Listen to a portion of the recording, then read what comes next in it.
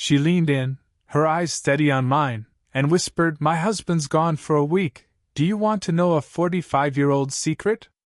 In that moment, I realized this wasn't just small talk, it was an invitation into a truth she'd never shared with anyone before. I didn't expect the evening to feel different. I was just stopping by, like I had before, nothing unusual, nothing dramatic. Her house always carried the same quiet warmth, the faint smell of polished wood, the low hum of a lamp in the corner, the kind of silence that makes you aware of every small sound. But then she looked at me. Not in passing, not in the polite way you look at someone you know, but directly. Steadily. Her eyes lingered on mine as though she had been waiting for me to notice something. And before I could think of anything clever to say, her voice broke the stillness. "My husband's gone for a week," she said softly, her words measured, like she was testing how they might land. There was the faintest smile on her lips, not mischievous, not careless, but thoughtful. Then, almost like a confession, she added, "Do you want to know a 45-year-old secret?" The words hung there. Not heavy, not light, just suspended between us, changing the shape of the air. I felt a rush of heat crawl up the back of my neck. At 26, I considered myself calm, steady, not easily thrown. But in that moment, something inside me shifted. I couldn't quite tell if she was teasing, or if there was a weight behind her question that demanded an answer. I swallowed, suddenly aware of how close we were standing. She had reached past me just a moment earlier, brushing my arm by accident, or maybe not by accident at all. The ghost of her touch still lingered on my skin, faint but undeniable. The clock in the hallway ticked, each second stretching too long. I searched her face for a clue. Her expression was calm, but her eyes carried something unspoken. Something restless. I wanted to laugh it off, to break the tension with a joke, but instead I just stood there, watching her, wondering what exactly she meant by a secret. And underneath all of it, I felt something else rising, curiosity. A curiosity that was sharper than I expected. Her sleeve slipped slightly as she reached for her glass on the table, exposing the delicate curve of her wrist. It was such a simple thing, but it pulled my attention in a way I couldn't explain. She lifted the glass, took a slow sip, and I caught myself noticing how carefully she moved, like every gesture mattered. She didn't rush me. She didn't press me for an answer. She just let the question settle between us, her eyes searching mine as though she wanted to see whether I'd step closer to the truth, or step away. And that was when I realized, whatever her secret was, it wasn't about games. It wasn't about temptation for the sake of it. It was about something deeper. Something she wasn't sure she should even be saying out loud. And I wanted to know. I didn't answer her right away. I think she knew I couldn't. Instead, I just sat down across from her, trying to steady the sudden rush inside me. She moved slowly, almost gracefully, as if she'd planned for this moment but wasn't sure how I would receive it. She reached for the bottle of wine on the table, her fingers lingering around the neck of it, and poured into my glass before topping up her own. The faint splash of red against crystal was the only sound between us. Her sleeve slipped a little lower this time, her wrist bare in the soft light, her hand steady even though her voice was quiet. "It's not the kind of secret you think," she said, with the faintest curve of a smile, as if she could already read the confusion on my face. She tilted her head, studying me. "It isn't scandalous. It isn't something I'd be ashamed of. It's just something I've never told anyone. And maybe I'm only saying it now because..." She paused, letting her eyes rest on me. "You might actually listen." That word, listen, hit me harder than I expected. Because that was the thing about her, she didn't waste words. When she spoke, she meant every syllable. She swirled the wine in her glass, then leaned back against the chair, her shoulders easing like she'd been carrying something too long. "When you're married as long as I have been," she said softly. People stop really seeing you. They see a wife, a mother, a figure who keeps everything together. But they don't see the person. They don't see the woman. Her eyes didn't leave mine. They were steady, but there was a flicker underneath, a quiet vulnerability she was trying not to show. I felt my chest tighten. She wasn't trying to seduce me, I realized. Not with those words. She was telling me something truer, heavier. Something she hadn't admitted even to herself. Sometimes I wonder, she continued, her voice dropping just a little, if I'm still allowed to want things for myself. If it's selfish to long for more than just routines and safe choices. To want to be noticed again. Desired. Not in the way my husband notices me, but… She trailed off, pressing her lips together, as though she'd already said too much. I didn't breathe for a second. Her words had stripped away the playfulness, leaving only honesty between us. The lamp's golden glow brushed across her cheek, softening the lines that told her age, but also revealing the quiet beauty in them, the way her expression carried both strength and weariness at once. I wanted to say something comforting, something certain, but all I managed was a whisper. I see you. Her lips parted just slightly, her eyes flickering with surprise. And for a moment, it was like the room itself shifted, as if acknowledging the secret she had carried alone for so long. It wasn't scandal. It wasn't betrayal. Her secret was loneliness. And now she had handed it to me, trusting me to hold it. Her words stayed with me long after she'd spoken them. To want to be noticed again. The way she said it wasn't dramatic. It wasn't a plea. It was just real. And it hit me in a place I wasn't ready for. I sat back in the chair, my glass untouched. My thoughts were louder than the quiet around us. I wanted to tell her that she wasn't invisible, that she had never been invisible, not to me. But even as the words gathered on my tongue, something else pushed back, the sharp reminder of who I was, and who she was. 26. 45. The difference sounded heavier when I thought of it out loud. A gap you could measure in years, in life stages, in experiences I hadn't yet lived and she'd already carried through. She must have sensed it. Maybe she saw the hesitation in my eyes. Because she tilted her head slightly, her gaze sharpening in that way she had when she wanted to cut through surface-level words. You're too young for me, aren't you? The way she asked it, steady, direct, left no space for denial or easy answers. She wasn't teasing me. She wasn't fishing for flattery. She was naming the thing I had been circling around in my own mind. I opened my mouth, then closed it again. My chest felt tight, the air thick between us. That's what you're thinking, she added, her voice lower now, softer but edged with something vulnerable. That I'm a woman who should know better.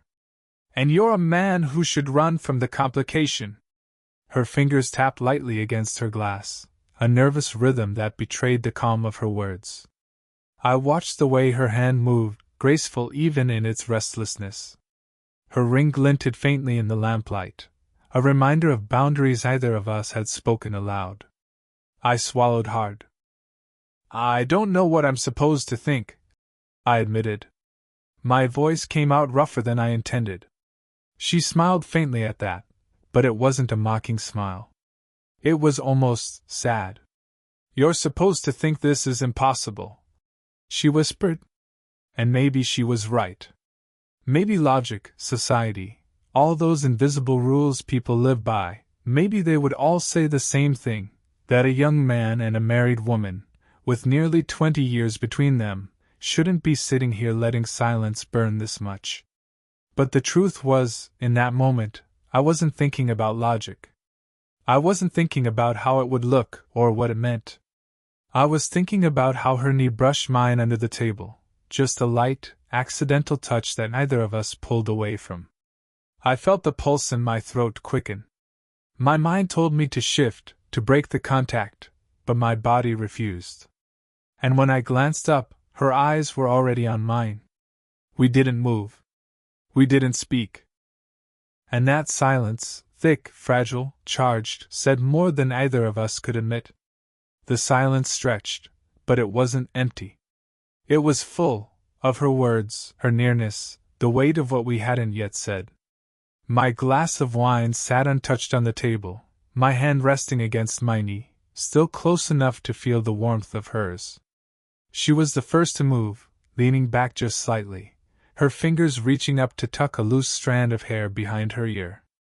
The movement was simple, but my eyes followed it without permission. She let out a slow breath, like she'd been holding it too long. "You know what's strange?" she said, her voice softer now, not steady like before but carrying a tremor underneath. "I don't even know why I'm telling you this. Maybe because you look at me differently. Like I'm not just someone's wife. Like I'm still." She hesitated, searching for the word, then let it trail away. I leaned forward before I even realized it, my elbows resting on my knees, closing some of the space between us. "Like you're still you," I finished quietly. Her eyes flickered toward mine, surprised, but she didn't correct me. She didn't pull away. Instead, her lips curved into the faintest smile, the kind that wasn't about happiness but about being understood. She shifted in her chair, turning toward me now, her body language opening in a way that felt unguarded. "My husband, he's a good man," she said, her voice low, almost confessional. "But it's not the same anymore. It's like we share a house, a life, a history, but not passion. Not the kind of closeness that makes you feel awake." The word awake lingered between us, settling deep inside me. I wanted to tell her I'd noticed long ago, the way she carried herself with grace, the way her presence filled the room without asking for attention. I wanted to tell her I had admired her, quietly, from the edges of conversations, from the small moments when she laughed at something no one else noticed. But instead I just said, "I've always noticed you." Her breath caught. It was so faint I might have missed it if I wasn't watching her so closely. Her hand, which had been resting on the arm of her chair, slipped slightly, brushing against mine. It wasn't deliberate at first, just the lightest graze of skin, but neither of us pulled back. The warmth of that touch spread through me in a way I hadn't expected, not sharp, not wild, but steady. Like a quiet current that could pull me under if I let it. The air between us thickened. I could smell her perfume now, faint but lingering, something floral, softened by the warm oak scent of the room. Her eyes searched mine, and for a moment I felt like she was asking a question without speaking. A question about closeness. About risk. About whether it was possible to feel alive again. And though I didn't give an answer out loud, the way I let my hand stay close to hers, that was enough. Her hand lingered near mine, the warmth of her skin just close enough that I could feel it, but not close enough to claim it. The kind of nearness that teases every nerve, that makes the heart pound louder than reason. I turned my hand slightly, just enough that my fingers brushed against hers. A simple touch. A risk so small it could be mistaken for an accident, but we both knew it wasn't. Her breath stilled. She didn't move away. For a long moment, we stayed like that, our hands not quite holding, not quite apart, caught in the space between decision and restraint. My pulse thrummed in my wrist, echoing in the silence. Then, slowly, she let her fingers slip against mine, resting her hand gently over the back of mine. No urgency, no force. Just the quiet weight of trust, of choosing not to pull back. I swallowed hard, feeling the soft press of her skin against mine, the warmth of her palm. It wasn't just a touch, it was an acknowledgement. That something had shifted between us. That we weren't pretending anymore. Her eyes lifted to mine, searching, uncertain. And in them I saw everything she hadn't said out loud. The ache of being unseen, the fear of being judged, the longing she thought she'd locked away years ago. Without thinking, I turned my hand and threaded my fingers gently through hers. The movement was slow, deliberate, giving her time to resist if she wanted to. She didn't. She let her hand settle into mine, her thumb brushing lightly against my skin as though testing the reality of the moment. She leaned in, not all the way, not enough to close the distance completely, but enough that I could feel her presence stronger, the faint warmth of her body radiating toward me. Her cheek grazed my shoulder as she shifted closer, her breath soft against the fabric of my shirt. I froze, not because I wanted to stop, but because I wanted to remember everything about this moment.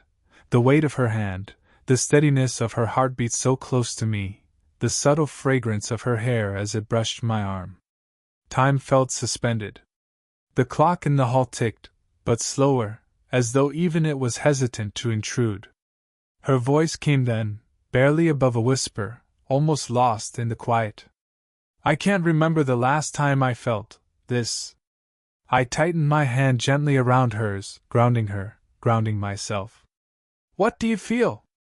I asked, my words low, careful, like they might break something fragile if spoken too loud. She lifted her head just enough to meet my eyes. Alive, she said. The words slipped from her like a confession, and in that moment, I knew we had crossed a threshold we couldn't step back from. Not because of passion alone, but because something deeper had been touched, something that had slept inside her for too long. Her hand stayed in mine, but I felt it tremble. Not with fear exactly, but with something heavier, the weight of everything pressing in. The silence that had once felt intimate now carried another edge, one that reminded us of the world outside this room. She pulled back slightly, though not all the way, her fingers slipping from mine until only our fingertips touched. Then even that faded, leaving only the ghost of her warmth. She leaned back in her chair, her eyes lowering to the floor, and for the first time that evening, I saw guilt settle across her face. She twisted her wedding ring slowly, turning it round and round without looking at me. The motion was restless, almost subconscious, as though the band itself had become heavier in her hand. This isn't fair to you, she whispered. Her voice wasn't sharp, but it was full of tension, like a thread pulled too tight. You're so young. Your whole life is ahead of you. And here I am, stealing a moment that doesn't belong to me. Her words hit me like a cold wave, pulling me back to reality. She was right, on paper, it didn't make sense. I was 26. She was 45. Married. Established. She lived a life already built, while I was still sketching the outlines of mine. But the look in her eyes wasn't just guilt. It was fear, fear of being selfish, of ruining something fragile before it had even begun. I leaned forward, my voice steady but quiet. You're not stealing anything. You're giving me something I didn't even know I needed. She shook her head, her hair slipping over her shoulder. No. You think that now, but one day, you'll look back and realize I was just a mistake. A complication. The words stung not because they were cruel, but because I could feel the honesty behind them. She wasn't trying to push me away for her sake, she was trying to protect me from the storm she believed would follow. I let the silence settle for a moment, watching her thumb circle her ring again and again. Then I reached out, stopping her hand gently with mine. She looked up, startled, and I held her gaze. I don't see you as a mistake, I said. I see you as the first person in a long time who's made me feel something real. Something grounded.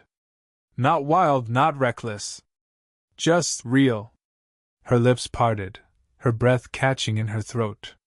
She wanted to believe me, I could see it. But the hesitation still lingered, etched into the tension in her shoulders, the way she leaned slightly away as though afraid of her own feelings. I didn't press further.